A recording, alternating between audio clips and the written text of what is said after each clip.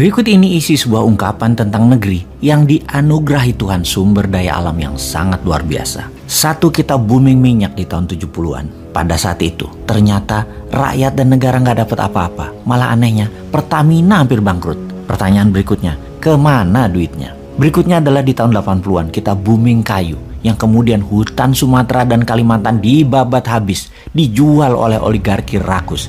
Rakyat dan negara juga nggak dapat apa-apa. Pertanyaan berikutnya, pada kemana sesungguhnya duitnya? Yang ada hanya lingkungan hancur. Dan kalau hujan sedikit aja, langsung banjir, tanah longsor. Berikutnya adalah di tahun 2000-an. Kita booming lagi, mineral, batu bara, dan lain sebagainya. Negara dan rakyat juga nggak dapat duit apa-apa. Kecuali lingkungan jadi hancur di semua daerah.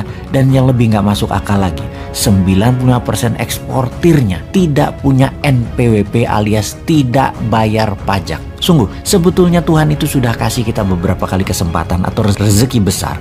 Tapi kita nggak becus mengelolanya. Hanya segelintir manusia yang dekat dengan kekuasaan serta penguasa saja yang mendapat manfaatnya. Fakta data yang lain lagi kita jelaskan. Dari tahun 2000 hingga sekarang tahun 2022, GDP per kapita naik 250%, yaitu kontribusi zaman Pak SBY itu naiknya 215%.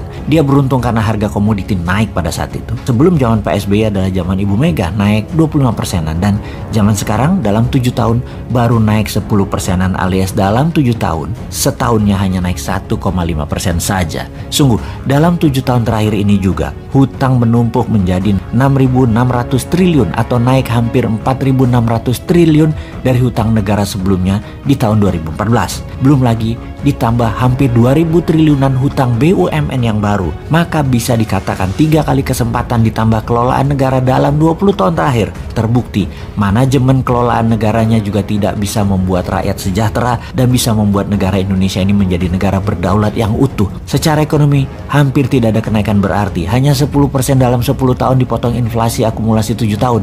Ya minus lah negara Indonesia ini. Semua ini karena apa? Karena sistem bernegaranya kah? Karena sistem politiknya kah? Atau individu pemimpinnya? Atau orang-orang di sekelilingnya yang tidak mampu? Banyak memang sudah dilakukan. Infrastruktur benar dibangun.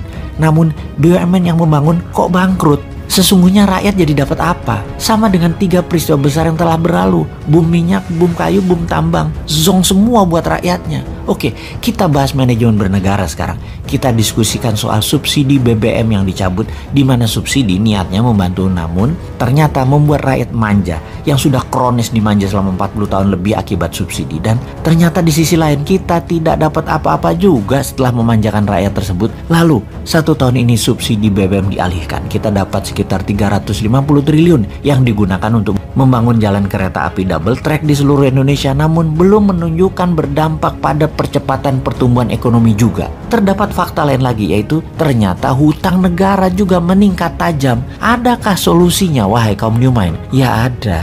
Begini melihat masalah dan peluangnya. Kekuatan bangsa Indonesia salah satunya adalah kekuatan alam mineralnya. Baik yang ada di atas permukaan tanah yang kategorinya food atau rempah atau spice, juga yang ada di dalam tanah yang disebut mineral. Oleh karena itu kaum New Mind mempunyai roadmap. Di awalnya berupa inisiatif. Namanya Spice and Metal Roads Initiative. Spice Road akan membuat Indonesia menjadi food country pengendali pangan dunia, dan Mineral Road akan membuat Indonesia menjadi pengendali mineral jadi 99,9% fine metal atas seluruh mineral yang ada di tabel periodik dalam kategori noble metal, PGM atau precious group metal, dan juga metal tanah jarang. Spice Road ada lahan di permukaan tanah dan ada yang di laut. Kita bicara laut dulu. Kita akan berantas illegal fishing. Kapal-kapal nelayan asing terutama Tiongkok akan ditenggelamkan dengan cara keras. Seperti zaman Bu Susi dulu yang ternyata membuat nggak nyaman banyak pejabat pro Tiongkok. Dan Bu Susi keluar dari kabinet karena mengganggu income pejabat pro Tiongkok. Kita akan hajar lebih sadis dari Bu Susi ke depannya. Kalau perlu Bu Susi lagi pelaksanaannya dan ditambah power lebih besar lagi dia. Apa yang terjadi kemudian? Pasti industri perikanan cold storage di Filipina, Malaysia, Thailand, Vietnam, dan RRC atau Tiongkok bakal kosong alias tutup.